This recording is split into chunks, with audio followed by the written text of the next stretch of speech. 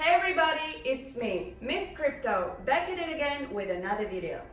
Today we are going to be explaining to beginners the basic ideas and applications of Ripple. We'll cover everything about the Ripple company, Ripple Labs, as well as its native cryptocurrency, XRP. In today's video, we'll be answering all of your questions like, what is Ripple? What are Ripple's uses? And what does it have to do with the banking system? So join me today to learn all about this and more, right here on Ms.Crypto.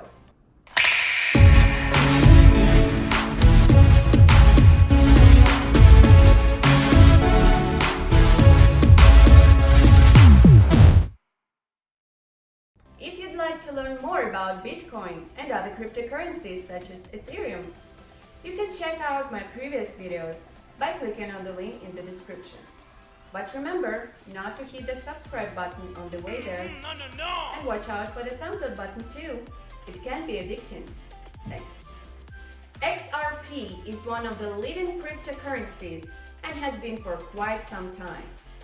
The reason for this is because XRP and Ripple are trying to solve existing issues with the current banking system, using their network and cryptocurrency to make transfers nearly instant, compared to a wire transfer from a bank, which can take even weeks in some cases. The reason banks are so far behind is because they are using technology and systems from over 40 years ago. SWIFT and Western Union are just some examples of this slow, expensive, and outdated system that financial institutions use to transfer money. To add to the problem, a lot of banks aren't even connected to each other on the same network. Meaning, in many cases, there isn't even a direct line between two banks in order to make a transfer from one to another. The way banks solve this is by going through several intermediary banks that they do have connections with, searching to reach a mutual connection with the receiving bank. That's the reason why international bank transfers are so slow and expensive. Each bank along the way takes time to process the transaction, as well as a fee for the operation. And on top of that, if a transfer involves converting currencies, the transaction becomes much more complicated and with even higher fees. What this all means is that the current banking system does not have a connected main network with a set rules between all banks. And this is what the company Ripple set out to change and find a solution for. The goal of Ripple's parent company, Ripple Labs, is to create ways for funds to travel as quickly as information, and by this creating an Internet of Value. Through the use of their product, RippleNet, there is no longer reason to wait days with transferring money anywhere around the world. The founder of Ripple actually first came up with the vision all the way back in 2004, 5 whole years before Bitcoin launched. But back then it was called Ripple Pay. In the year 2012, the company was transformed into Opencoin and later to Ripple Labs. Unlike most cryptocurrencies, their goal wasn't necessarily to provide solutions for individuals, but rather for banks and other payment provider institutions instead. Enable these institutions to offer their clients much lower transaction costs and much faster settled transfers. This all sounds great, but how does the Ripple network actually work? Well, it runs on a set of rules built into a network called the Ripple Transaction Protocol, or RTXP for short. Validators share and update a ledger of each transaction and who owns what. And these validators are all of the computers connected to the RippleNet who make sure transactions follow their RTXP rules. Anyone can join the network and run a validator to help maintain the network, similarly to how anyone can run a node into the Bitcoin network. Any company who would like access to the services of the Ripple network needs to go through what's called gateways, which are usually run by banks or other financial institutions. These gateways serve as access points for individuals to access the RippleNet. A similar example is clients going to a bank in order to access the banking network as well as loans. So really, Ripple is offering businesses an alternative solution to the banking system. With products like XRapid, XVIA, and XCurrent, Ripple Labs can optimize their solutions for transferring funds anywhere around the world. But the greatest part is, if you're a client of the institution using Ripple's network, the switch is transparent and you won't feel any difference in your account.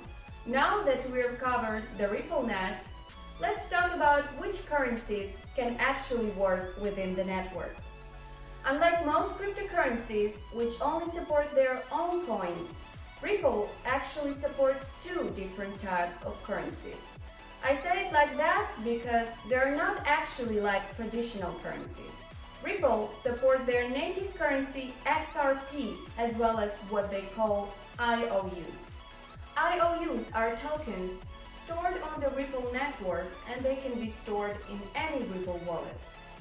In the same way that various Ethereum-based tokens can be stored on the Ethereum wallet. So you can have many different IOUs coexisting in the same Ripple wallet at the same time. Now, let's talk a little bit about what exactly these IOUs are. Any participant in the Ripple network can issue IOUs for any currency or digital asset. But an IOU doesn't represent something that you own in the way a token does.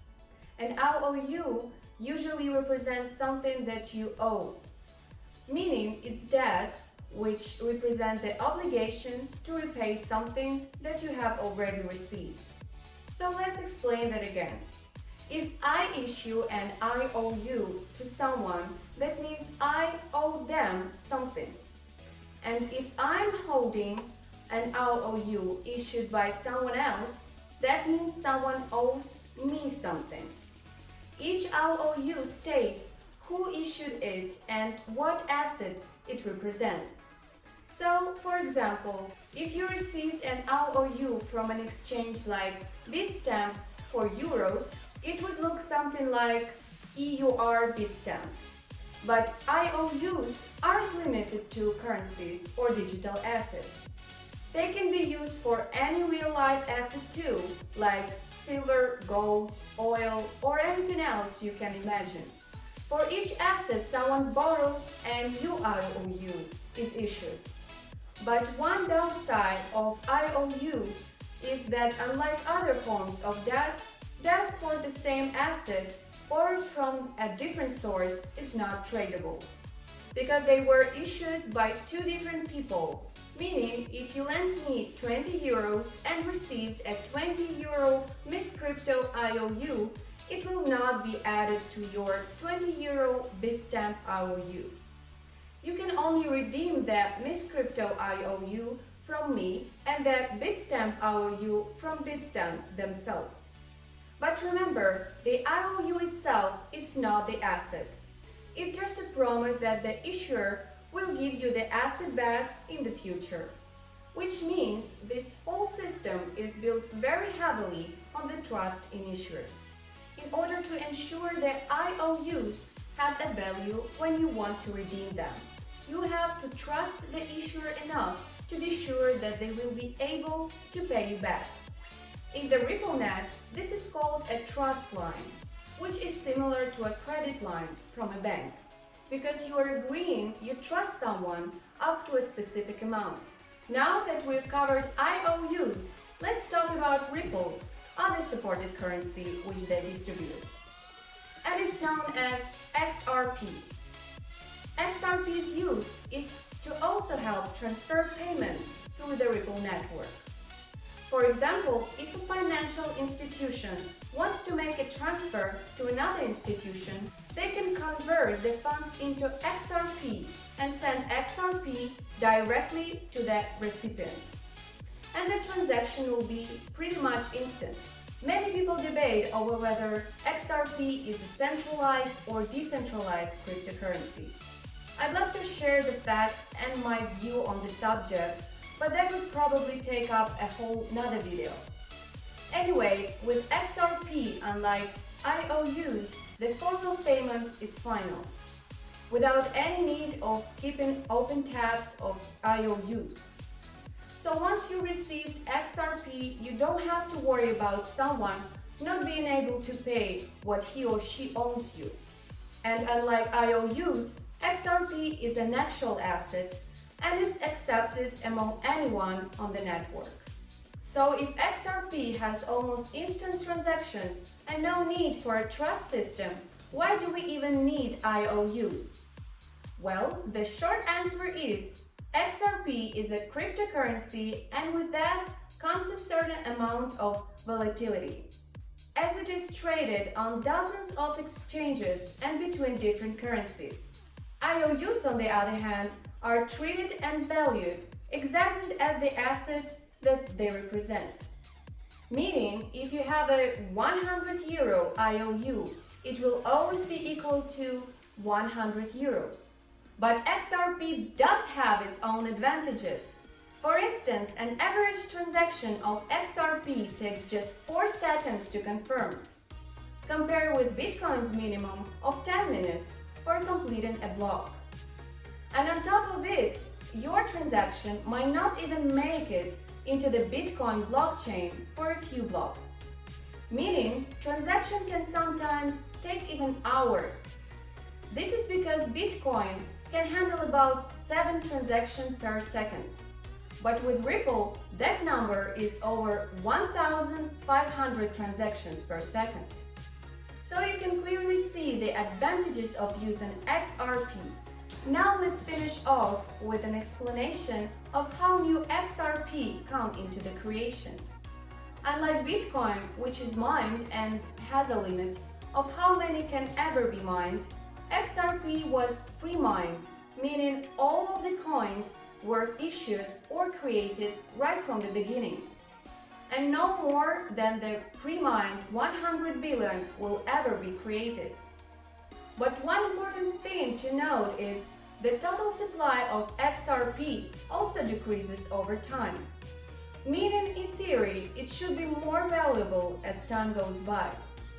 This is done through destroying the XRP used in transaction fees for each transaction.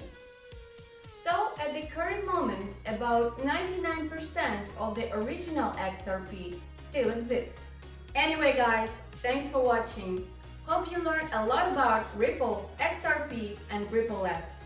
If you have any questions or comments, feel free to leave them down below. I always try to reply to as many as I can. And remember, do not push that thumbs up button, and whatever you do, don't subscribe. But do keep a lookout for more cryptocurrency introduction videos, helping you to understand quickly and simply the fascinating world of cryptocurrencies and blockchain technologies, right here on Ms.Crypto. See ya!